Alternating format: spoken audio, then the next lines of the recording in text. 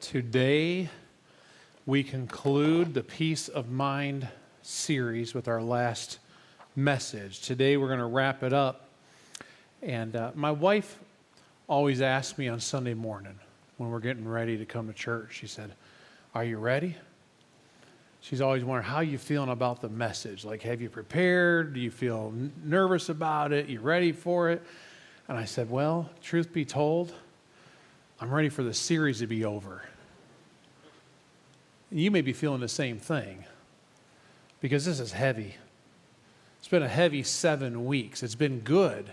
Feedback from you all have been tremendous. From the conversations I hear our staff say, I've been engaging with people in this series, to what's happening in small groups and the topic at hand. I had a small group the other day. I just found out today, matter of fact, they said, we met till 10:30. I said, 10:30? They said, we just started dealing with stuff and talking through stuff. And so God's been doing a lot of healing work in here. We've seen people respond and come to the cross, a ton coming to receive prayer. And we're going to have that opportunity again today. But sometimes it's good for us to recognize we've been on a journey, and a journey, while good, can sometimes be heavy. And sometimes it's good to look forward. And I want to encourage you to look forward, because next week is Palm Sunday, and the week after that is Easter Sunday. And I'm looking forward to the next 2 weeks as we just focus in on Jesus and what does all that mean. And then we're going to turn a corner after Easter, and we're starting a new series out of Romans chapter 8 called Conquerors. We're going to spend 5 weeks just in Romans 8 because I think we need encouragement. And Romans 8 is just a message of encouragement. It's 5 weeks just learning how we can be conquerors in this crazy life and conquer the things we've just talked about. And so I want us to just know where we're going. But today we conclude the Peace of Mind series. And I want to just step back and quickly review where we've been the last 6 weeks. And in week 1, Hayden launched us off and preached a message called Myths About Mental Health as we started this mental health series. And the main thrust of that message was this, is that getting help isn't a sign of weakness. It's actually a sign of wisdom. Many times we walk through life and we think, oh, if I go ask for help, I'm showing I'm weak, or I'm not smart, or I don't have my life all together. The truth of the matter is probably none of us really have our life all together, and all of us need some help. And so maybe this series has sparked something in you. You're like, yeah, I need to talk. I need somebody. I want to encourage you, come to one of your elders, or come to one of your small group leaders, or come to one of your pastors and say, hey, help me, here's where I'm at. And our goal will be just put our arm around you, walk with you, cry with you if need to cry with you, encourage you, and help find the path that will be best to help you out. So please don't finish this series today and carry stuff because you're thinking, oh, I can't ask for help. Please blow up that myth and be willing to say, I need some help. Week 2, we talked about healing my anxious mind as Ethan preached that message. And the idea was, if it's big enough to worry about, then it's surely big enough to pray about. So if I have concerns going on, the difference between a concern and a worry is a concern is I see it and I do something about it, where a worry, it just keeps stewing in my mind, and so it's stewing without doing. And so if you're worrying about something, then if it's that big, then let's start praying about it. Week 3, we talked about battling depression, and I just very honest with you and shared about my struggle and my journey through depression, and encourage you to not make permanent decisions based on temporary emotions. Sometimes life happens and difficulties are going on and we feel a certain way and we want to make quick decisions. I actually had a conversation with someone after that sermon. They're like, I'm ready to make some decisions. And they're like, but I know I need to slow down. And slowing down was exactly the perfect thing for them to do, is to slow down on their decisions. Week 4, we talked about why worry, and that what you worry about reveals where you trust God the least. So something that you're carrying as a worry is somewhere you're going, Lord, I need to trust you more. And I need to trust you in this area of life. Week 5, we talked about silence our negative thoughts, that your thoughts have incredible power and you have incredible power over your thoughts. We did the illustration. If you're here with a volunteer came up on stage and we had them hold out their arm and we pressed down the arm of strength, and then we did negative thinking and saw how much weaker it made them. It's an interesting thing. I see David, you're here. You did second service, I think, on that one. And when we did it, first service, we had a volunteer, and his name was David. Second service had a volunteer, and his name was David. And they're like, you planned it that way. I'm like, no, I didn't plan it that way. It just happened that way, that we had 2 Davids that volunteered on that day. But just the power of our thinking, and that our thinking needs to be Christ-centered thinking, which is a positive way of thinking. Then last week, we talked about healing from trauma. And just recognize the truth that really nothing can change our past. What has happened in the past is in the past. However, God can heal our broken heart. And so just the encouragement was last week, as you walk through, maybe you're walking in right now, an event that has caused trauma, is to realize that it wasn't God's plan to go through the trauma, but God wants to heal the broken heart if you'll trust him. We've tackled some tough topics. It's been a challenging series. And just as I said, sometimes it's challenging for you, and it's challenging also for us as preachers to go, okay, we're going to address this. Somebody asked, well, Brian, why did you even choose this series? And then some have said, Brian, I've not been in a church where they've addressed this topic much. I'm seeing more and more churches that are coming along and realizing we need to talk about this kind of stuff. But last year, towards the end of last year, I sent out a message to several leaders in our church, and I said, hey, I just need your input. And I asked them a few different questions about things that we should preach on this year in 2024. And inevitably, every person that replied said, you got to do something around mental health.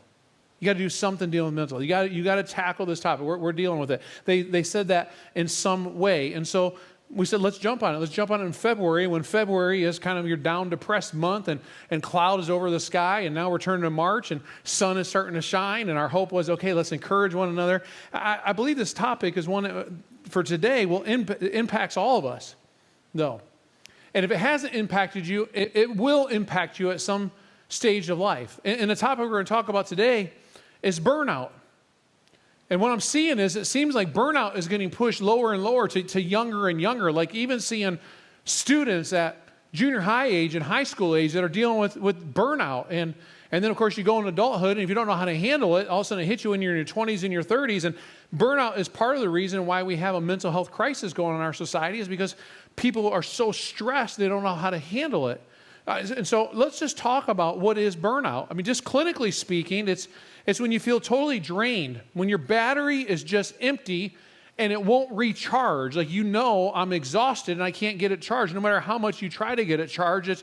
And it's more than just a bad day. This is a feeling that goes on for a long time. Like, I'm exhausted, I'm worn out, I can't get going, and it just has continued on for weeks upon weeks and sometimes months upon months.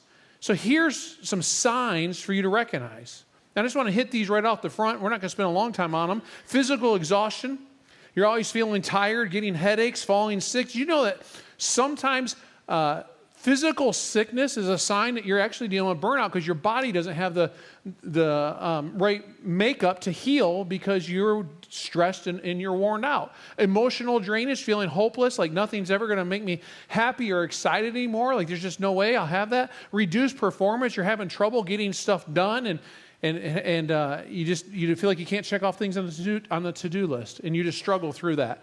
Detachment, feeling disconnected from friends or hobbies you used to do. You're like, I don't do any of that kind of stuff anymore. Cynicism, where you don't care about things. You're feeling grumpy or negative. Changes in your sleep patterns. This is a big one. You've got to watch out for this, church. Whenever you have a regular sleep schedule, I go to bed at 10, I get up at 6, or I go to bed at 11, I get up at 9, or whatever your sleep schedule is, all of a sudden you see a dramatic change, like I can't go to sleep, or I notice I'm not sleeping through the night very well, or I'm waking up often. It's probably a sign something psychologically going on. Anxiety and depression, feeling super anxious or sad. Forgetfulness, forgetting things and finding it hard to focus is a sign that maybe I'm dealing with burnout. Neglecting self-care, that you're ignoring your own needs. Like, okay, I'm not exercising, I'm not eating right, I'm not even showering, I don't even care how often I do that. Maybe I'm skipping brushing my teeth, I'm just not taking care of myself. And you start to notice that, man, this is affecting me. Withdrawal, pulling away from responsibilities, loss of meaning. Question what you're doing, and does what you're doing in life matter at all? These are all very clinical signs of depression. And you can look them up. You could read more about them. And some of you in this room, you might, or if you're online, you say, I'm going to do that. I want to do a little bit more study. I want to see if what I'm thinking and feeling is maybe what I'm going through. But I want to get into a biblical understanding of this. See, a survey in 2021 of U.S. workers found that more than half of our workforce feel burned out as a result of their job demands. Now, I understand this survey was done in 2021, so it was right after COVID, so a lot of people were feeling down. But that stat has been around before COVID and after COVID. That a lot of people, just the pressures of their work, have them feeling burnout and exhausted.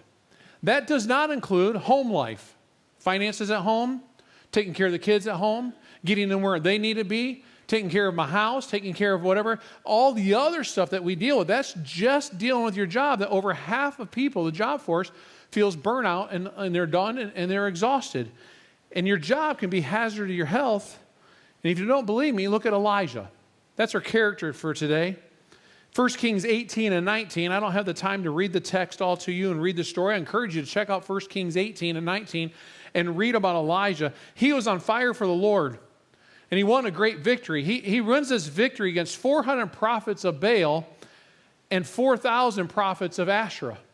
Almost 1,000 prophets. And then chapter later, 1 Kings 19, he's huddled up underneath a tree feeling sorry for himself because he's so burned out. It was not only a problem for Elijah, but it's probably the most prevalent social issue going on in our society even today. And it's been around since Elijah's time and still is here. Job burnout. Debilitating psychological condition brought by unrelieved work stress. I imagine if we said, hey, show hands, how many of you are stressed at work? Many hands would go up. Won't put pressure on you, but many would be feeling stressed out. And so I want to take a clinical approach to this case of Elijah where we first diagnose the problem, and you'll see some of the things that psychologists tell us, as I already mentioned, align with what Elijah was walking in. And then I want us to see a prescription for healing, how God kind of directed Elijah to get back up again and stay in the game. Let's begin with this diagnosis. Elijah is this man of great courage. He's one of the most rugged and dominant figures in the Old Testament. Really, Elijah's testimony is he really had little to no sense of fear. He refused to give in to evil. He was always going to stand up for righteousness. He wouldn't keep silent, even when the powerful king told him, hey, you need to shut your mouth. You can't keep talking about this God thing the way you talk about him. Elijah's like, no, I'm still a voice for God. I'm going to prophesy for God. He was fired up in his work for the Lord that nothing and no one could actually quench that fire. This dramatic story is recorded in 1 Kings 18 where he calls together the priests of the pagan god of Baal and Asherah together to a contest on top of Mount Carmel. Now, the prophets of Baal and the prophets of Asherah, together almost 1,000, are prophets who spoke against God, prophets who did not believe in the way of God, prophets that were evil, downright of Satan. And I was trying to think of the comparison. I was like, where would that even happen today where we could say, this is what he did. He stood up before these prophets, and some would say this is kind of the spiritual Super Bowl. Like there's going to be this battle between God and between all these prophets. Like where would you say, stood up? And I can't think of a time in my life where I've stood up and go, man, I'm standing before this crowd, and they're all non-believers, and they're all ready to kill me. I'm like, maybe if you go to a university, like I'm going to be at the university, and I've been invited to speak at graduation, I stand up. Most universities, maybe half the crowd, maybe say I don't believe it, unless you're at Ohio State. Maybe it's greater than that. Someone first service, I can't believe you're not slamming Ohio State Buckeyes. But where would you go that you could stand up and speak before a crowd that is totally against God? It's hard to find that in today's culture, but that was the crowd, this crowd that is totally against God. And Elijah shouts to the people, how long will you go limping between two opinions? If the Lord is God, then follow him. If Baal, then follow him. He's like, you all are waffling back and forth. Some of you are for God, some of you are for Baal. And you're just going back and forth. And this fired up the prophet.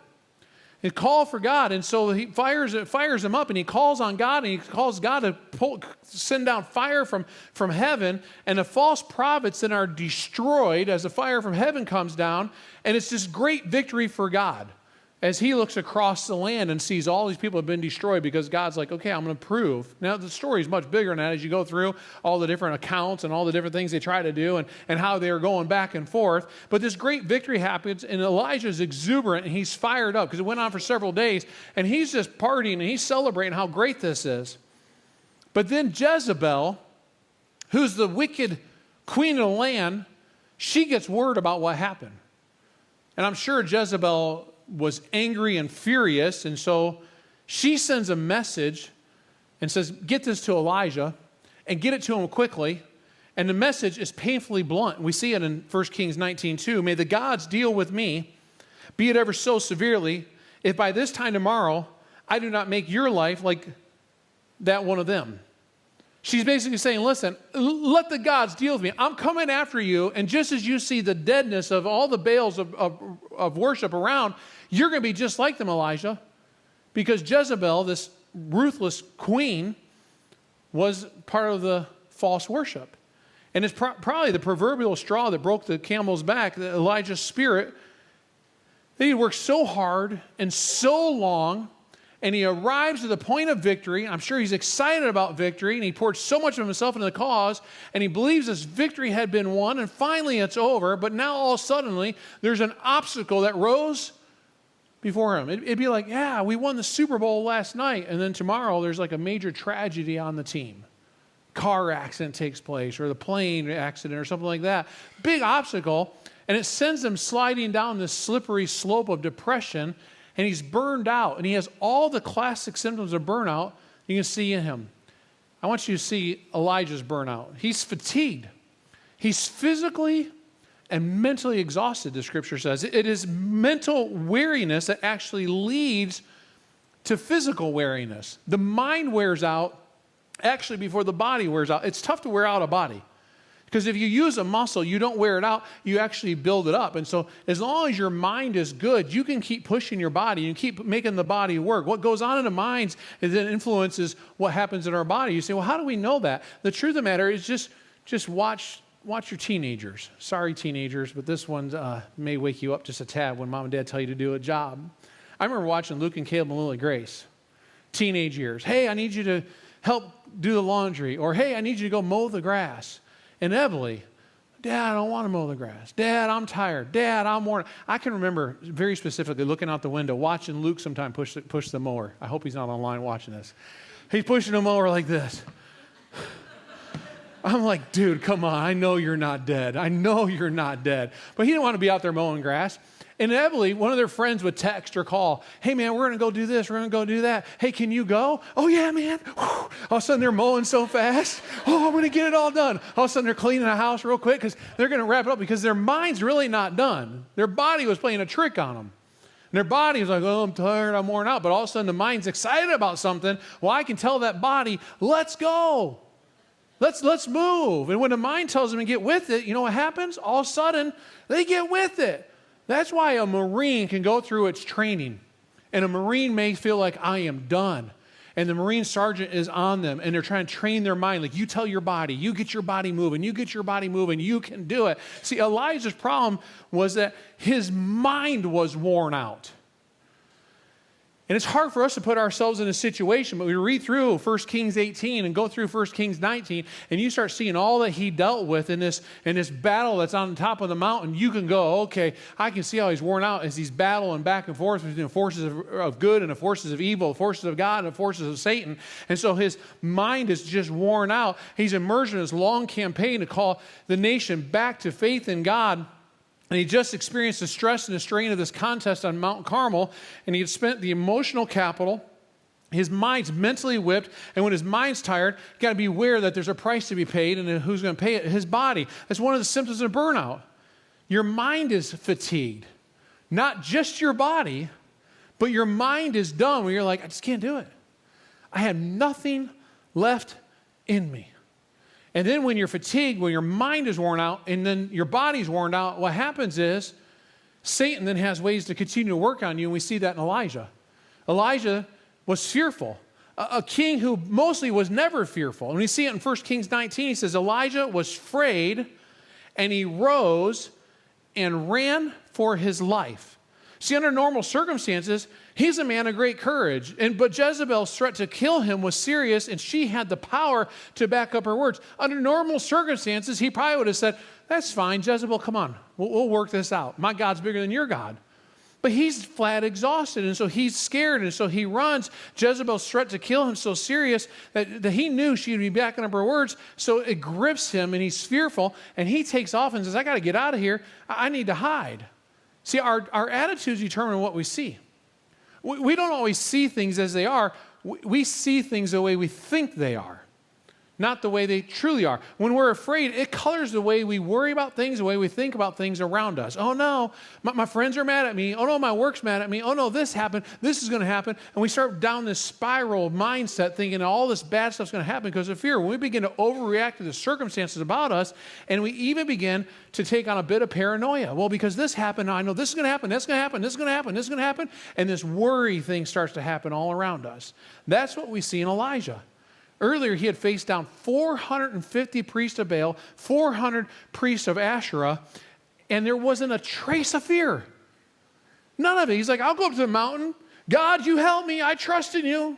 You're going to carry me through this challenge. And he faces them, and it goes on for several days. Now he felt the whole world was against him.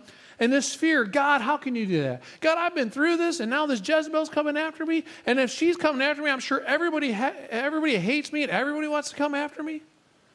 And so he's fearful, which is also leads to, we see, frustration. See, he thought after Mount Carmel, things would settle down. It's going to calm. Things are going to chill out. He had planned it as a decisive event to restore the people to the right relationship with God. Oh, they're going to all just turn, all going to go back to God. It's all going to get great. But things didn't pan out the way he had planned for them to pan out, and that frustrated him. I think we can understand that. I think that's one reason why we love sports in this nation. For instance, basketball, right? I'm sorry the Cats didn't do so well. You're not in my shoes. You 8-26, and your coach is fired. Okay, you all still live. The Cats are still living on to play again. But we love the sport world. We love kicking off the football. We know there's a start, and at the end, there's a whistle that will blow when it's done. We know basketball, there's a tip. The game will begin, and at some point, and right now, a lot of times with a buzzer beater, right, the game will end. And we love it because it's in. But here's the challenging thing. Life doesn't work that way. And he gets frustrated. What's more, see, God doesn't work in harmony or accordance to our plans.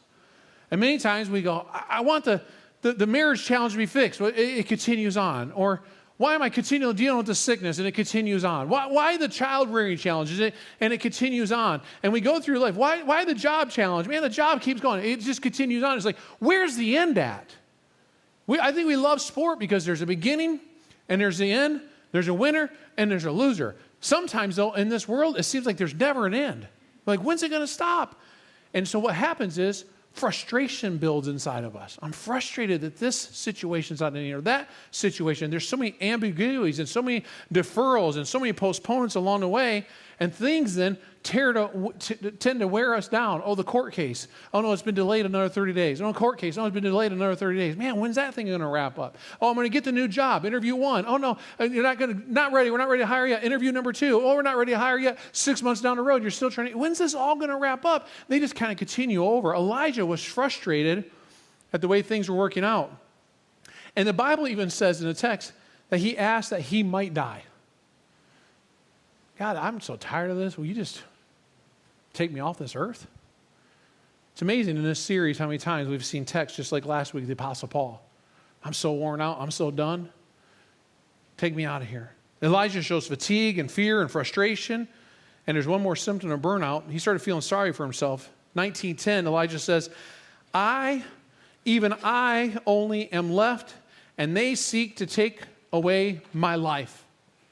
He's like, look, I'm the last one. They're trying to take me. That was really true. We are told later on that there were 7,000 people in Israel who stood on the same side as Elijah, but he was overcome with pity. Look at me. Poor me. Life is so hard, so difficult. Feeling sorry for himself. There's an old French proverb that says, at night, all cats are gray. Think about it. All cats are gray at night. Isn't that true? See, in the dark, you can't tell the difference between chalk and paint on the ground. In the dark, you can't tell the difference between, is it brass or is it gold? In the dark, between water and wine.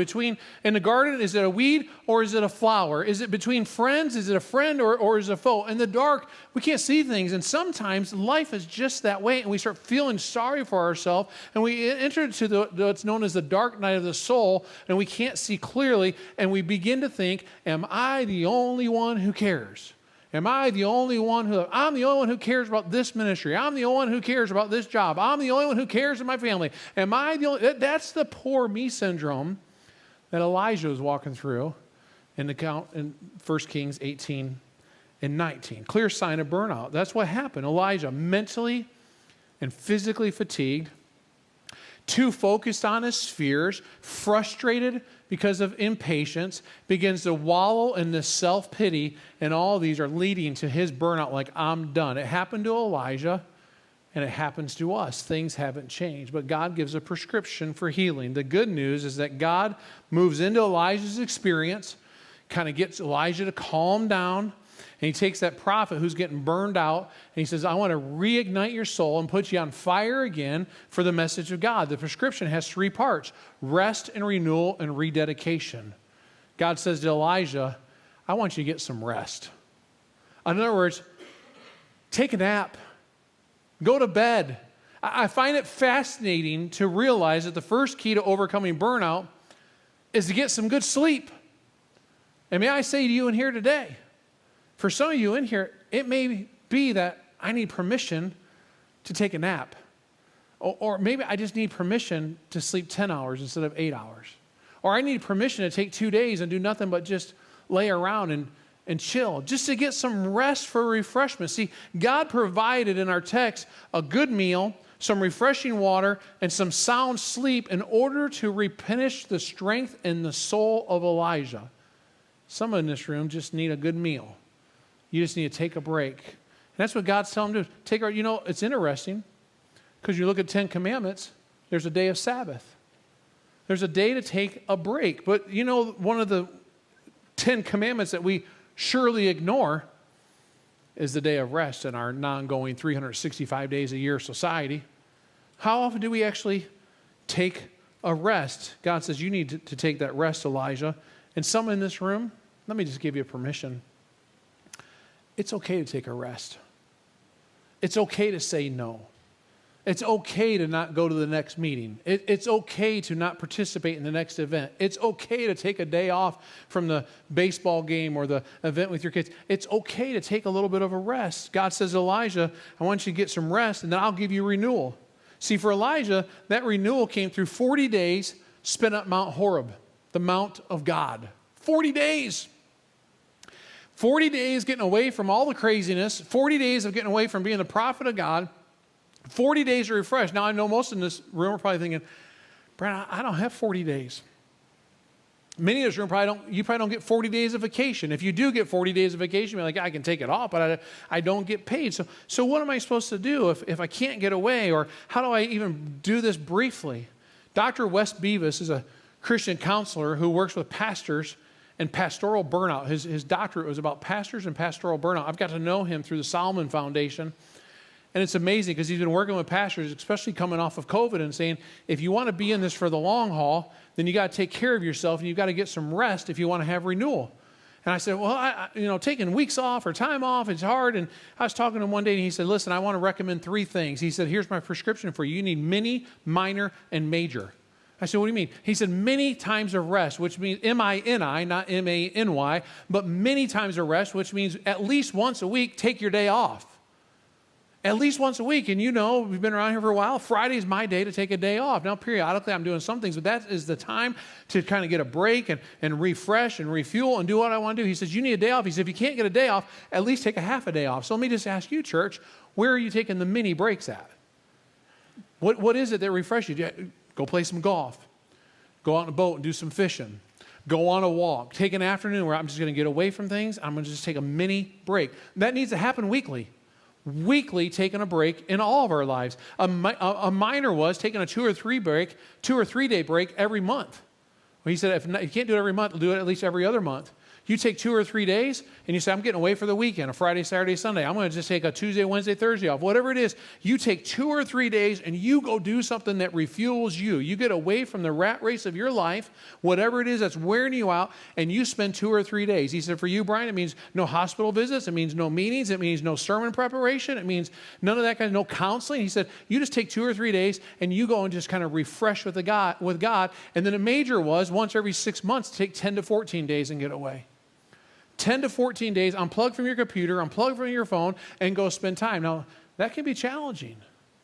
Many of you, if you have vacation time, you say, I don't use most of my vacation time, or I don't use all my vacation time. That's the boat I live in. I don't always use my vacation. And he said, Brian, you're 50 years old. Do you want to preach for the next 20, 30 years? Then you better start doing this right. You better start doing it right. I think it applies to all of us.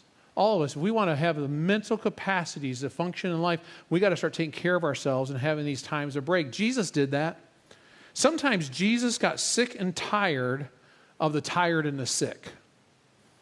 Sometimes the pressure was so much on him, and he had to get away. We know he got in a boat and went to the other side of the lake. He's like, I got to get away from these crowds. I got to get away from these people. They're driving me crazy. We know he took 40 days. He went out in the desert. It was a time of refreshing, him and God. There are many times in the gospel where we're told that Jesus is exhausted. Pastor and author J.B. Phillips was once asked what was his favorite Bible verse. And he thought, favorite Bible verses. When preachers are asked their favorite Bible verse, it's almost like a trick question because there's so many of them. We're like, how do we even pick one? But Phillips said, my favorite verse is John 4:6. Jesus was tired and he sat down beside the well.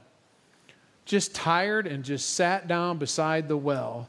There's another time when Jesus was so worn out that he fell asleep in the stern of the boat. Remember that? With his disciples, and the storm comes up. Where's Jesus? Sleeping in the stern of the boat. Like, I am exhausted. I need a nap. And that's what Jesus was doing. I mean, if Jesus needed the rest, do we not? 24/7 we go. 24/7. We don't value rest in American culture. We don't value taking a break. Jesus understood the need to build in times of renewal into our experiences of life. Jesus possessed incredible poise and power and strength for sure. Then those things were his because he did not lose himself in the purpose of God, that he lost his contact with the presence of God. How much are we going, whether it be our job or serving the Lord, and we lose ourselves in the purposes of God because they're not having presence with God? You know, one simple way to do rest is daily having time with God. Daily to stop and open your Bible. Daily to turn off the phones. Daily to walk away from the TV. Daily to sit before some worship music. Just daily to say, God, I want to take a few moments with you. 15 minutes, 30 minutes, take an hour. That God, just you and I are going to spend time. See, we need to remember that. Sometimes we give ourselves too much to things that are worthwhile, that we begin to become impatient and irritable. Children wear us out. Traffic drives us crazy. We lose our train of thought and our focus of attention, and our judgment is impaired, and we start to have aches and pains in our bodies that we never had. And Jesus is saying, come away with me to a lonely place and get some rest. I was preparing this sermon this week and received an email from ICOM. You'll be hearing about ICOM as the year goes on, International Conference on Missions. That's one of our mission conferences with our church. They're coming to Rupp Arena in the fall. And the email was, hey, Brian, I need your help and a couple other pastors to help be local arrangements chair team and help organize everything for it. And my first thought, instinct inside of my gut was, no, I don't want anything else on my plate. And then my thought was, well, you have to because they're coming to town. And I wrestled for 2 days as I'm preparing this sermon. I finally sent an email and said, hey, I don't think I'm going to be able to do that. Sorry. And they wrote back and they said, oh, we know you're a really busy pastor. And it wasn't because I was busy. It's because God's been getting all over me. And I wrote back as kind as I could and said, it's not because I'm busy. It's because I want to do this until the day I die. And so sometimes we have to say no. Sometimes we have to slow down. And sometimes we have to say no. I want to tell you, church, it's okay to say no.